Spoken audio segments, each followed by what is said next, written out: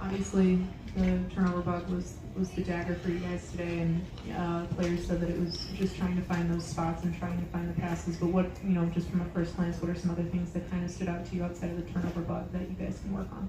That's really big. Offensive execution is huge for us. We have to be better there. We talked about details of the game and details of execution and how that must work. So we have to get better there, and we will. Like I continue to tell you, we're growing, we're learning, and we'll get better as we get to this drawing board every day. The games that are under our belt, we can really grow from and be the team that we want to become down the stretch. We also just didn't see Marina much in the third quarter. Was that an injury or was that something just a coaching Foul trouble. Julia? Kind of building off of the turnovers, specifically when you look at the way that you guys are entry passing into the post, that was one of the sources of turnovers tonight. How do you just kind of assess that early bit of chemistry? We'll just get better. We'll get better at angles. Angles are important of how you get the ball inside, and that's key. You got to know the pass to make versus a defense like we played tonight. So we'll get better there. We'll get better. And a similar rotational question. Dana didn't close, Lindsay closed instead. What was kind of... That was a team that was flowing at the time. Nothing other than that. Go Stephen, fourth row on your left. Hey, Coach. I know the offense and the turnovers are getting a lot of attention, but it really seemed like cohesively the defense did a good job with the game plan on Jewel Lloyd, and at the point of attack with a lot of that was Diamond DeShields. Can you just kind of speak to what you saw from her and from the team as a whole, the execution on that? Diamond did a great job of what we asked her to do defensively. And there's a lot of things that we have to really correct on defensively of making sure that we're always in help to be able to help each other. You help to help her.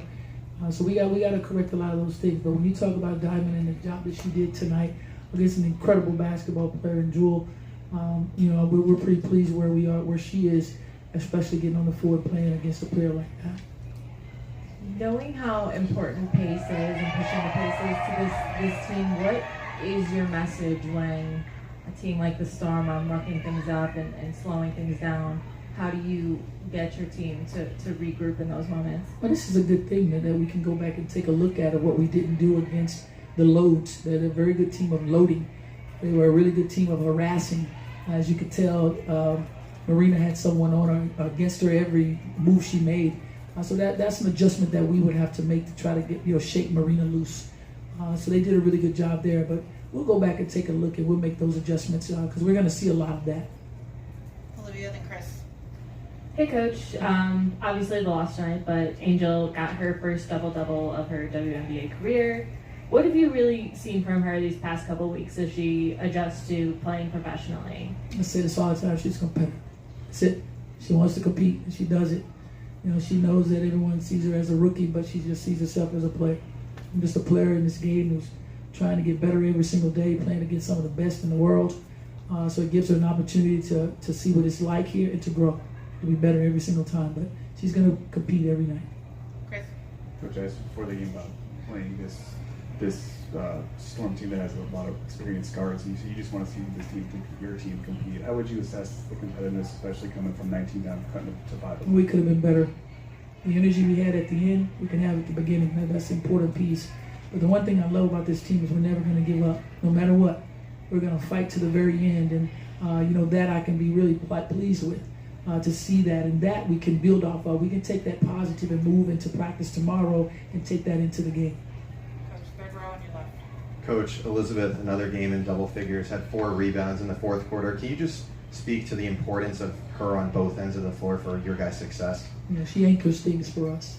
She does that on the defensive end, and she's really trying to stretch her game offensively for us as well, but she anchors everything for us defensively. She does a heck of a job of rebounding, and that's a tough area down there, bumping and banging with so many different style of basketball players down there, post players, the athletic ones, the ones who are extremely physical. She does a great job of doing all the little things, and that's what we expect of every single night. Coach, you mentioned Camilla was pain free pregame. I just wanted to ask what you want to see from her on the glass when she comes back. You just said it. Be on the glass, play ball, compete, and she's a hell of a competitor. She's ready to play. She's excited about getting ready to play. it's going to be great for us to finally have our whole squad together. Coach, after almost 2 years, Isabel was able to make her season debut tonight. What do you see from her in her recovery process, and what do you hope to have her add when she gets off that minutes restriction? Yeah, it was really good to see her out on the floor, period. But she brings a lot of scoring for us. She's an athletic, big, who can guard 1, 2, 3, 4, and 5 and can keep them in front. The energy she brings defensively and then the way she will swipe the glass for us is big. It was really good to see her up and down and looking really good. She looked really good tonight.